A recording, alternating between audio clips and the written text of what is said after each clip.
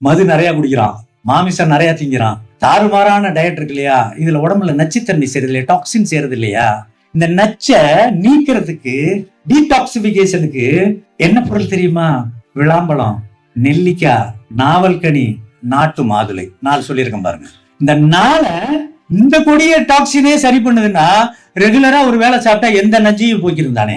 சாப்பிட்டோமா sir? நாவப்பழம் சாப்பிட்டா sir பல்லு பூசுது sir. அது சாப்பிட தெரியல உனக்கு. ஒண்ணு பல்லு நல்லா இருந்தா சாப்பிட்டுட்டு கொட்டையை துப்பு, முடியலையா இவ்வளவு வாங்கி கழுவி கையில பிசைஞ்சு அந்த பல்பை எடுத்து தண்ணியை ஊற்றி மிக்சியில் அடிச்சு கொஞ்சம் தேன் கலந்து குடிக்கலாம் இல்லையா?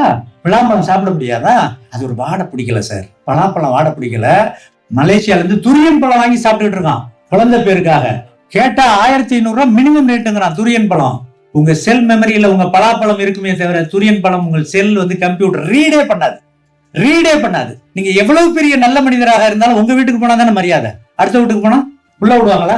தயவு செய்து புரிந்து கொள்ளுங்க. உங்க செல்லுல உங்க பிரைன் மெமரி இருக்கு பாருங்க, அது நம்ம அழியறதோட அழிஞ்சு போயிடும். ஆனா செல் மெமரி அடுத்த தலைமுறைக்கு கைமாத்தி டிரான்ஸ்ஃபார்ம் ஆயிடுச்சு, ஒட்டுமொத்தமா இருக்கும். அரிசியை பத்தி மிக அருமையா எல்லாருமே சொன்னாங்க.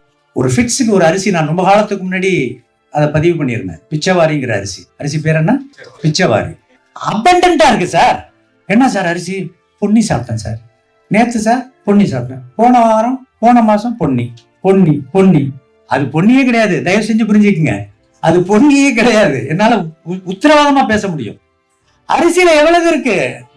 நம்ம நாட்டுல 1,20,000. பயந்துராதீங்க. 1,20,000. நான் என் கண்ணால போய் டெல்லியில பார்த்துட்டு வந்தேன். ஐசிஆர் அவங்களுடைய ஸ்டோரேஜ்ல இருக்கு. இப்ப எல்லாரும் கருப்பு கலர் அரிசி ஏதாச்சும் ஒண்ணு பேர் சொல்லுங்க. எவ்வளவு சூப்பரா சொன்னீங்க பாருங்க. இது நம்மளோட அரிசியே கிடையாது. கருங்குருவை நம்மளுது. இவர் சொல்லிட்டாரு. அது ஜப்பான்ல ஒரு பழமொழி இருக்கு. நீ 40 வயது கடந்திருப்பாயானால் ஆகச்சிறந்த மருத்துவ நிபுணனாக இருக்க வேண்டும், அல்லது வடிகட்டிய முட்டாளாக இருக்க வேண்டும். இது எனக்கும் பொருந்தும், எல்லாருக்கும் பொருந்தும். அரிசியை பத்தியே தெரியாம அரிசியை தின்னுகிட்டே இருக்கமே, விபத்துல கொண்டு போய் விடுமா விடாதா? மண்ணின் மருத்துவம் என்பது இந்த மண்ணில் என்ன விளைகிறது, நீ வாழும் இடத்தில் என்ன விளைகிறதோ அதுதான் உணவாகவும் இருக்க வேண்டும், அதுதான் மருந்தாகவும் வேலை செய்யும். அருகம்புல் இங்க இருக்குல்ல, சீன்றது கிடையாது. வீட் கிராஸ் பவுடர் நம்ம சாப்பிடுறோம், கோதுமை புல்பொடி, மருத்துவமாக வேலை செய்யும். அது எங்க விளைஞ்சிச்சு? குளிர் பிரதேசத்தில். சீண்டு வரலாம இருக்கு. நமக்கு எல்லாருக்கும் நோய் இல்லாம இருக்கணும்னு ஆசை இருக்கு. ஆனா செய்யறது பூரா நோயை உண்டு பண்றதுக்காகவே செய்யறோம். அரிசி சாப்பிடுறீங்களா? எல்லாரும் அரிசி தானே சாப்பிடுறீங்க. தீட்டாத பாரம்பரிய அரிசியை என் வீட்டில் சாப்பிடுகிறேன். யாராச்சும் இருந்த கை தூக்குங்க. எத்தனை கை இருக்கு பாருங்க. ஒரு ஐயா, 2, 3, 4, 5, ஒரு 10 பேர். நீங்க அரிசி சாப்பிடாட்டி செத்து போயிட மாட்டீங்க. இந்த அரங்களை நான் பதிவு பண்றதுக்கு வேற எங்க போய் நான் பதிவு பண்றது? ஆனா அரிசியை, தவறான அரிசியை சாப்பிட்டீங்கன்னா நோய்வாய்ப்பட்டு உறுப்புகள் சிதைந்து அந்த கொடிய மரணத்துக்கு நாம் கொஞ்சம் கொஞ்சமா மூவிங். நமக்கு அது தெரியாது. இப்ப கொதிக்கிறதுல கையை வச்சீங்கன்னா கையை எடுத்துருவீங்க. கையை வச்சு வெது வெதுப்பாகி கொஞ்சம் கொஞ்சமா ஏறிக்கிட்டு இருக்குன்னு வைங்களேன். ஏப்பா ரொம்ப கொதிக்குது அப்படின்னு சொல்லுவீங்க, கையை எடுக்க மாட்டீங்க. இந்த மண்ணுக்கும் நமக்கும் இருக்கிற உறவை மதித்து புரிந்து நீங்கள் என்ன செஞ்சாலும் உங்களுக்கு புற்றுநோய் உட்பட, மலட்டுத்தன்மை உட்பட எந்த நோயாக இருந்தாலும் அதிலிருந்து விடுபடலாம். இதை மண்ணில் வச்சுக்கணும். நம்ம நான் லோக்கலைஸ்டா இருக்கணும். அதே மாதிரி எல்லாத்துக்குமே ஒரு ஆறா இருக்கு. ஆறான்னா தெரியுது தானே, பாடி ஆறாங்கிறோம் இல்லையா? அமெரிக்கால இன்னைக்கு பெரிய வணிகம் என்னன்னா, மாட்டு பண்ணைகள்ல போய் மாட்டை கட்டி பிடிக்கிறது. குடும்பமா போய் காரை நிறுத்திட்டு மாட்டை அப்படியே கட்டி பிடிக்கிறது. ஒரு ஆளுக்கு $100-150. என்னத்துக்காக கட்டி பிடிக்கிறது? அந்த மாட்டுல இருந்து வெளிவருது இல்ல ஆறா, அந்த ஒளிவட்ட அலைகள், அதை நம்ம அறுவடை பண்ணிக்கிறதுக்கு.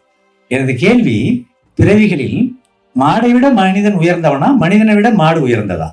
யாராச்சும் மாடுன்னு சொன்னாலும் எனக்கு ஒன்றும் பிரச்சனை இல்லை. அப்ப மனுஷனை தானே மாடு கட்டி பிடிக்கணும். கண்டதை திங்கிறான், கெட்ட புத்தி இவனுடைய ஆறாலே போயிடுச்சு. இவங்களை யாராலையும் நோயை தீர்க்க முடியாது. எண்ணிய முடிதல் வேண்டும், நல்லவை எண்ணல் வேண்டும், திண்ணிய நெஞ்ச வேண்டும், தெளிந்த நல்ல அறிவு வேண்டும், பண்ணிய பாவம் எல்லாம் பரிதிமுன் பணியை போல நின்னிய நென்முன் என்று நசித்திடல் வேண்டும் ஐயான்னு பாடினானே. எண்ணத்துல கோளாறு, உள்ள போடுற உணவுலையும் கோளாறு. எங்க நம்ம பாடி ஆறா போச்சு? பாடி ஆறா இல்ல. அப்ப பாடி ஆறாவை இழந்த பொழுது இந்த உடல் உள்ளுறுப்புகள்ல சங்கடம் வருதுன்னு வைங்க, விசரல் ஆர்கன்ல ஒரு பிரச்சனை வருது. உள்ள இருக்கிற பிரச்சனை என்னங்கிறத கண்டுபிடிப்பதற்கு காஸ்மிக் ஸ்கேன், அது பேர் என்ன? காஸ்மிக் ஸ்கேன் சொல்றதுக்கு பேர் தான் நாடி பாக்குறது. நாடின்னு சொன்னா சிரிச்சிருப்போம். காஸ்மிக் ஸ்கேன் ஏதோ ஒரு அப்பராட்டஸ் வந்துருச்சு போல இருக்கு, ஏதோ பெரிய மருத்துவமனையில் அது என்னன்னு தெரிஞ்சுக்க ஆசைப்பட்டீங்க இல்லையா? காஸ்மிக் ஸ்கேன் அது என்ன சார் பண்ணுது? இந்த நாடி இந்த உடம்புல இருந்து ஒளி ஒளி ஒளி ஒளி சவுண்ட் அண்ட் லைட் வந்து வெளிப்பட்டுக்கிட்டே இருக்கும். அந்த ரெண்டை கண்டுபிடிக்கிறது தான் நாடி. புரியுதா நான் சொல்றது? இதை கண்டுபிடிக்கிறப்ப சித்த மருத்துவர்களா இருக்கட்டும், ஏனைய மருத்துவர்களா இருக்கட்டும், அதற்கு ஏற்ப அந்த உடலுடைய கான்ஸ்டியூஷனை பார்ப்பாங்க. இது என்ன சுவையில் உச்சமாக இருக்கிறது, நீச்சமாக இருக்கு அப்படின்னு சுவை சார்ந்து, உணவு சார்ந்து கொடுப்பாங்க. அதனாலதான் திருமந்திரத்துல சொல்றப்ப உணவை மருந்தாகவும் மருந்தை உணவாகவும் சித்தரிக்கப்படுது. அது அழகா ஒரு பாடல்ல சொல்றார்.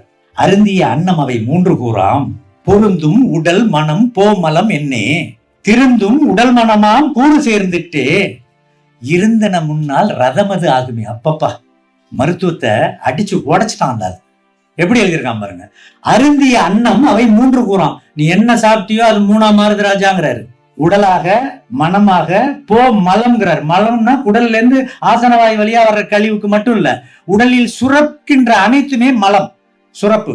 கண்ணுல சுரந்தாலும் சரி, கழுத்துக்கிட்ட இங்கே என்னமோ ஒண்ணு இப்ப நிறைய பேருக்கு பிரச்சனை இருக்கு. என்னது டக்குன்னு சொல்றீங்கல்ல, இப்படி உடம்பு பூரா சுரக்குது இல்ல, இது எல்லாமே மலம், எச்சல் உட்பட.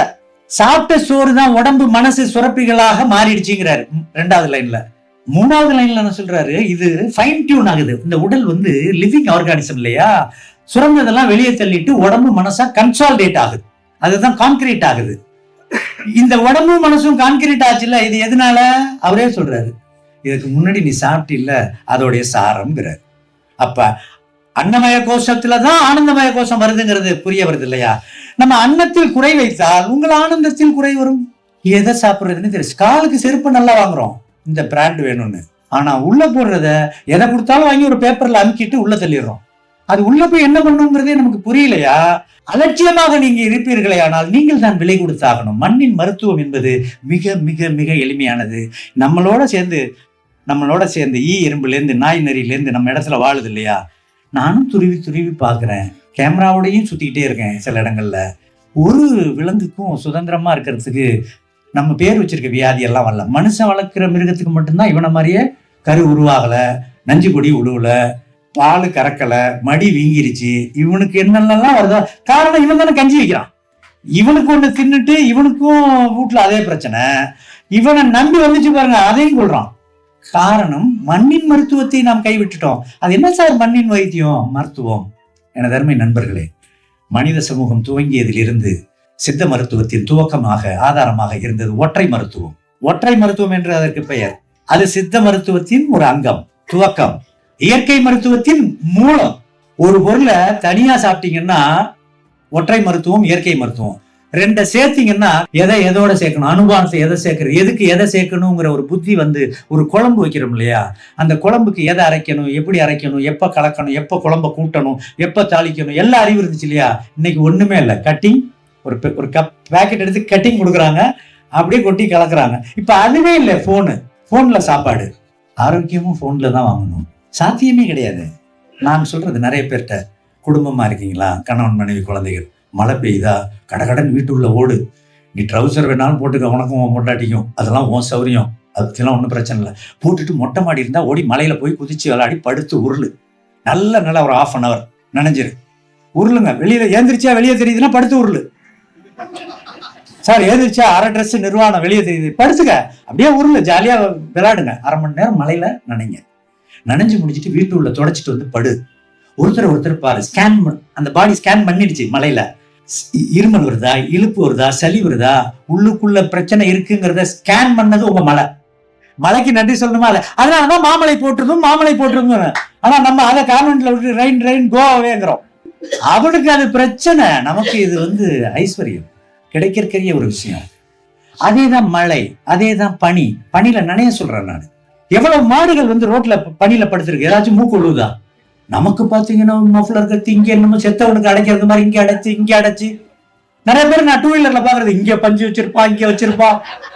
எதுக்கு நீ போயிட்டு உனக்கு பஞ்சு வச்சுனாவே தெரிஞ்சு போச்சு. ஸ்கேனிங், இதெல்லாம் ஸ்கேனர். இயற்கையின் கொடை பனியால் உங்களை ரீட் பண்ணுது. மழையால், வெயிலால், காற்றால், எதையுமே ஒத்துக்கலன்னா நீ வாழ்ந்து என்ன பண்றது? எனக்கு புரியல. ஒரு 3 லட்சம் ரூபாய்க்கு இன்னைக்கு ரிலீஸ் பண்ற ஒரு ஐபோனை அமெரிக்கால இருந்து உங்க வேண்டி சொந்தக்காரர் இன்னைக்கு அனுப்பிச்சிட்டாருன்னு வைங்க, வந்து இறங்கிடுச்சு, போய் வாங்கிட்டீங்க. 3 லட்சம் ரூபா மதிப்பு. வாங்கி 1 வாரத்துல டிஸ்பிளே தெரியல, என்ன பண்ணுவீங்க? உடனே ஃபோன் பண்ணி எங்க அனுப்புவீங்க? அந்த கம்பெனிக்கு அனுப்புவீங்க, ரைட்டு தானே? கம்பெனிக்கு அனுப்பல, உங்க வீட்டுக்கு பக்கத்திலேயே ஒரு ஆசாரி இருக்காரு, அவர்கிட்ட பக்கத்திலே இருக்காரு, அலைய வேண்டியதுல இந்த செல்போனை கொடுத்து இது என்னன்னு பாரியான்னா அவர் 2 கால்லையும் இப்படி அணைச்சிக்கிட்டு உளிய வச்சு 2ஆ வகுந்து, நான் மிகைப்படுத்தி சொல்லல சார், பிரிச்சுட்டேன் சார், ஒன்னும் தெரியல சார், திருப்பி ஒட்டி கொடுப்பாரா கொடுக்க மாட்டாரா? ஆசாரியோடைய பொட்டன்ஷியல் என்ன? இந்த உடல் என்பது இறையருளால் உங்கள் தாய் தந்தையரின் செயற்கையால் கிடைக்கற்கரிய ஒரு பிண்டம். அதனாலதான் அரிது மானிடராய் பிறத்தல் அரிதுன்னு அவை பிராட்டி பாடுச்சு. இல்லைன்னா அப்படி பாடாது. அத ரொம்ப ஃபாரின் கார்ல போறவரா இருக்காரு, பெரிய மருத்துவமனையில வேலை பார்க்கிறாரு, லண்டன் வேர்ல்பூல் யூனிவர்சிட்டியில படிச்சவர், நியூயார்க்ல படிச்சவர், கோல்டு மெடலிஸ்ட் அப்படின்னு கொடுத்தா, எனது அருமை நண்பர்களே, உங்கள் உடலை புரிந்து கொள்ள ஒரு மனிதன் யாரும் இதுவரை பிறக்கவில்லை, இனியும் பிறக்க போவதும் இல்லை. வாழ்வியல் ஒழுக்கம் என்பதை ப்ரமோட் பண்றதுக்கு பேர் தான் சித்த மருத்துவம், இயற்கை மருத்துவம்.